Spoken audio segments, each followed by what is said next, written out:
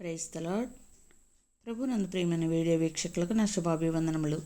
ఈరోజు పరిశుద్ధ బైబిల్ గ్రంథము నుండి పేతురు రాసిన 2వ పత్రిక 1వ అధ్యాయం 5వ వచనం నుండి 11వ వచనం వరకు.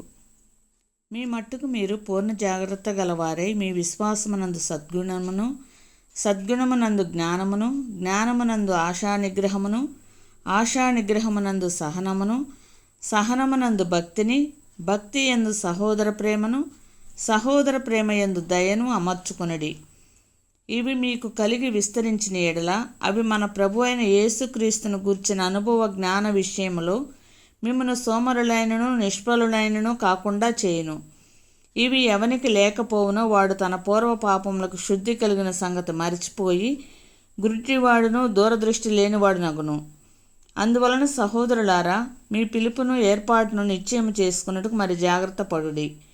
మీరిట్టి క్రియలు చేయువారైతే ఎప్పుడునూ తొట్టిల్లరు. అలాగన మన ప్రభువును రక్షకుడునైన యేసుక్రీస్తు యొక్క నిత్యరాజ్యంలో ప్రవేశం మీకు సమృద్ధిగా అనుగ్రహింపబడును.